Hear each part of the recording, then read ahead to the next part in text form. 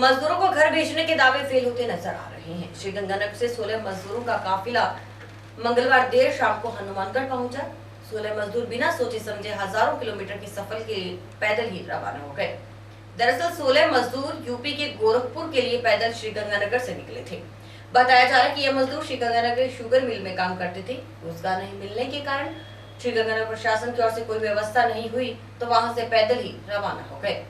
ऐसे में कोहला के पास नागरिकों की सूचना पर पुलिस ने इन्हें पकड़ा और जांगीर धर्मशाला में ठहराया है।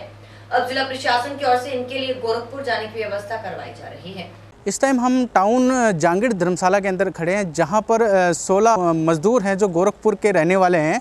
वो इनको यहां पे रोका गया है। ये मज़दूर जो हैं कल गंगानगर से पैदल ही अपने गोरखपुर के लिए निकल पड़े थे, जिनको गंगानगर से पैदल ही हनुमानगढ़ पहुंचे, जहां इनको यहां पर आज शाम को ही प्रशासन ने इनसे पूछताछ की और इनको यहाँ जांगीर धर्मशाला में रुकाया गया है। हम इनसे बात करते हैं कि आखिर ये मज़दूर जो हैं, जहाँ सरकार ने व्यवस्था कर रखी प्रशासन के लिए गृह क्षेत्र में जाने के लेकर सरकार ने व्यवस्था की है, अपने ही खर्च पे इनको भेजा जाता है इनके ही गृह क्षेत्र में। तो इनसे बात करते हैं क्या इन्हें इन प्रकार की जानकारी नहीं है या ये किस तरह यहाँ पैदल ही निकल पड़े थे। 21 मार्च को के मलकाना खुर्द केसरी सिंहपुर स्टेशन पे हम लोग पहुँचे। वहाँ 12 बजे रात में लॉकडाउन लगने के वजह से हम लोग वहाँ से जो है पुलिस स्टेशन मास्टर ने बोला कि यहाँ तुम लोग अगर जो मेरा 5 बजे तक मेरा अधिकार है स्टेशन पर रोकने का, उसके बाद 7 बजे लॉकडाउन और कर्फ्यू लग जाएगी तो पुलिस प्रशासन तुमको डंडा मारेंगे। तो हम लोग वहाँ 5 बजे तक रुके रहे और उसके बाद से पुलिस प्रशासन आई, वो डांटी कि चले जाओ नहीं तो डंडा दूसरी पुलिस आती है तो मारेगी। तो इसी वजह से हम लोग वहाँ से भगे। 22 मार्च को रात में 12-1 बजे तो हम लोग 7ZW में पहुँचे। वहाँ हम लोग 2-4 रोज इधर उधर भट्टे और अन्य जगहों पर समय गुजारे। उसके बाद से इधर उधर भटक रहे हैं हम। इसके बाद हम लोगों को कोई प्रशासन कोई व्यवस्था नहीं मिली। इसी तरह से तो अभी कहाँ रुके हुए थे? इस समय तो रुके थे हिरनावाली में। अच्छा, पीछे कहाँ से आ रहे थे पैदल? पीछे तो हम आए थे 10 थी गंगानगर से। अच्छा, तो अगर गंगानगर से आप लोग पैदल निकले तो कहाँ जाने के लिए निकले हैं? हम तो निकले थे जो है जाने के लिए वापस, लेकिन वहाँ से फिर डर गए, हम लोग गए नहीं कहीं जी। 7Z में रुक गए। वहाँ से कोई सरपंच ने हम लोगों को खिलाना पिलाना के लिए 500 रुपया दिए और वही खाए जी। और उसी दिन से 1-2 दिन के बाद 1-2 रोज़ काम लगा, उसके बाद से खाए पिए 1-2 हज़ार रुपया कमाए। उसके बाद से इसी तरह से किसी तरह से काम हम लोगों को निकलता रहा जी। और बाकी कोई हम लोगों का बाकी व्यवस्था नहीं बनी। तो इसके वजह से हम लोग इंतज़ार करते करते हम लोगों को 44 दिन होने पर हम लोग कोई पुलिस प्रशासन या कोई आदमी का व्यवहार बात नहीं मिला। तो हम लोग इसी वजह से वहाँ से छोड़ करके पैदल अपने यूपी उत्तर प्रदेश CM योगी आदित्यनाथ के से हम के तरफ निकलने का कोशिश किए। तो रास्ते में 3 जगह पुलिस प्रशासन मिली। तो एक पुलिस प्रशासन में दीवान जो है वो बोला कि अगर जो कोई आदमी कोई पुलिस प्रशासन मिलती है तो बोल देना कि हम लोग खेत के रास्ते निकले हुए हैं, ये मत बोलना कि पुलिस मिली है।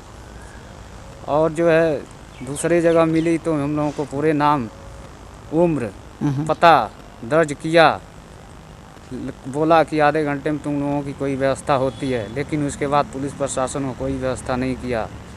उसके बाद इस जो है जागीर धर्मशाला के पास एक हनुमानगढ़ में हम लोग पहुँचे। तो यहाँ रुके तो पुलिस प्रशासन को बुलाए। आया हम लोग कल से लोगों खाने पीने और रहने का व्यवस्था मिला जी। बस यही सेवा हम लोगों का मिल रहा है। बस कोई आगे कुल मिला के क्या है कि इनको जानकारी नहीं थी कि सरकार के द्वारा भी कोई व्यवस्था की जाती है अपने ही गृह क्षेत्र में जाने को लेकर। इसी अनजान के कारण ये लोग क्या है कि पैदल ही गंगानगर से निकल पड़े गोरखपुर के लिए। हमारे साथ और भी हैं मजदूर, हम इनसे भी बात करना चाहते हैं। यहाँ के प्रशासन से क्या कहना चाहते हैं? हम लोग यही चाहते हैं कि घर चले जाएं अपना, बस जी। हाँ जी, हम लोग को बहुत परेशानी हो रहा है, इधर उधर पैदल कैसे जाएंगे। जी जी हाँ, यही चाहते हैं हम लोग अपने घर चले जाएं, बाल बच्चा में रहें जी। जी ठीक है जी। जी। तो अगर हम बात करें तो यहाँ से गोरखपुर कितने किलोमीटर है? यहाँ से लमसम 12-13 किलोमीटर पड़ेगा जी। अच्छा हाँ जी, यहाँ से 12-13 किलोमीटर पैदल कैसे हम जाएंगे। जी हाँ, हमारे घर का बच्चे भी रो रहे हैं। जी। ठीक है जी। तो ये तो थे यहाँ के जो गंगानगर से आए हुए मज़दूर हैं, जो 16 मज़दूर थे। वो लोग यहाँ पर आके यहाँ पर टाउन जहांगीर धर्मशाला में इनको रुकवाया गया। यहाँ पर जहाँ रुकवाया गया, यहाँ पर जो है यहाँ के जो इंचार्ज हैं, ये मैडम हैं, हम इनसे भी बात करें कि ये मैडम यहाँ पे जिन 16 मज़दूरों को रुकवाया गया, इनके लिए यहाँ पे क्या व्यवस्था की गई है? रात को 8 बजे मेरे पास कॉल आया था, इस प्रकार की 16 मज़दूर हैं वो आपके कोला में रुके हुए हैं। चूँकि मैं यहाँ पीओ भी हूँ और ये जो कोरोना 19 का सारा काम है ये मुझे यहाँ दिया गया है।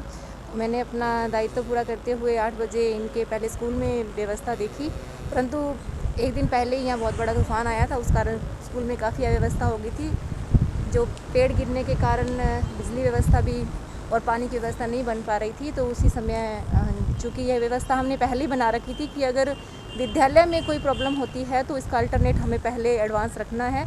तो हमने आशीर्वाद पैलेस और जहांगीर धर्मशाला को पहले हायर कर लिया था, लेटर के द्वारा इनसे परमिशन ले ली थी कि अगर हमें कोई इस प्रकार की व्यवस्थाएं बनानी पड़ेगी तो हम आपकी हेल्प लेंगे, और उन्होंने सहर्ष इस चीज़ को स्वीकार किया था। और उसी समय मेरे पास व्यवस्थापक श्री कृष्ण जहांगीर जी का कॉन्टैक्ट नंबर था, मैंने उनसे कॉन्टैक्ट किया, वो 5 मिनट के अंदर उन्होंने सारी यहाँ व्यवस्थाएँ कर दी। और स्कूल से हमने जो गद्दे वगैरह इनके लिए पहले से ही एडवांस व्यवस्था थी वो हमने यहाँ शिफ्ट कर दिया, और इनको सरपंच महोदय द्वारा खाने की और यहाँ जो भी अन्य व्यवस्थाएं वो उपलब्ध करवाई गई, साथ के साथ ही और सुबह से इनके चाय पानी नाश्ते वगैरह की व्यवस्था हो रही हैं। और मैं धन्यवाद देना चाहती हूँ डेरा राधा स्वामी डेरे को, जिन्होंने अभी आज का दिन का खाना और कल के दिन का खाने की इनकी व्यवस्था करने का हमें निर्देश दिए हैं कि हम इनकी व्यवस्था कर देंगे। और इसके अलावा अगर अन्य व्यवस्थाओं की आवश्यकता होती है तो जन सहयोग से, और हम अन्य किसी भी अगर प्रशासन सहयोग करे तो अच्छा है, लेकिन अगर प्रशासन इसमें खाने पीने में अगर नहीं कर पाता है तो कोई बात नहीं है। यहाँ का स्थानीय प्रशासन और साथ में ग्रामवासी है वो इसके लिए तैयार हैं। ऐसी कोई इनको यहाँ जब तक यहाँ रहेंगे तब तक हम इनको कोई भी किसी प्रकार की कोई भी नहीं आने देंगे कोई समस्या। मैडम, इनके वापस जाने को लेकर गोरखपुर जैसे बता रहे हैं, वहाँ इसके लिए कोई प्रशासन की तरफ से व्यवस्था की गई? प्रशासन अभी मेरे साथ कांटेक्ट में है और अपनी तरफ से वो बार बार जो भी ऑनलाइन इनका अभी जस्ट ही ऑनलाइन इनका आवेदन किया गया है। और चूँकि 1160 किलोमीटर का डिस्टेंस गोरखपुर का है, तो इतना डिस्टेंस में जल्दी से कोई साधन जाना पॉसिबल नहीं है, परंतु कोई अन्य जैसे एक बस पूरी जाए और कोई और भी लोग जैसे इनके जैसे और भी फंसे हुए हैं और उन्होंने ऑनलाइन आवेदन कर दिया हो, तो प्रशासन का ये मकसद है कि उनको साथ में ही एक ही साधन में भेज दिया जाए। अगर एक ही जगह पर है, इनको क्वारंटाइन का पूरा या फिर इनको जो भी इनकी मेडिकल चेकअप करने के, ताकि ये स्वस्थ हैं और इस आधार पर उनको सब एक साथ भेजा जा सके, ऐसी कुछ प्रशासन की मंशा है। और वो करने में सुबह से बार बार प्रशासन के फ़ोन आ रहा है, कभी एसडीएम सर का, कभी तहसीलदार जी का, कि इनके लिए कुछ ना कुछ व्यवस्था जल्दी से जल्दी करने की प्रशासन की मंशा है। ये थे यहाँ की व्यवस्थाओं को लेकर प्रभारी ने जानकारी दी। मैं ये भी बात करना चाहूँगा, कुल मिला के क्या है कि यहाँ के जो गंगानगर के जो मज़दूर हैं, इनको जानकारी नहीं थी कि इस तरीके की सरकार भी कोई योजना चला के हम लोगों को अपने गृह क्षेत्र में भेजा जा रहा है। ये जानकारी नहीं होने के कारण ये मज़दूर वहाँ से पैदल ही निकल पड़े थे गोरखपुर के लिए। और मैं अपनी तरफ से भी ये भी लोगों से भी निवेदन करूँगा, सामाजिक संगठनों से भी निवेदन करूंगा कि इस तरह के अगर आसपास मजदूर कहीं बाहर के लोग आपके ज़िले में या रुके हुए हैं, तो अगर उनको जानकारी नहीं है तो आप भी अपने माध्यम से उनको जानकारी दें, ताकि उन तक जानकारी पहुंच सके और वो सरकार के माध्यम से अपने गृह क्षेत्र में पहुंच सकें। मैं कैमरामैन चेयरपर्सन के साथ प्रदीप पाल, स्काई चैनल नेटवर्क, हनुमानगढ़।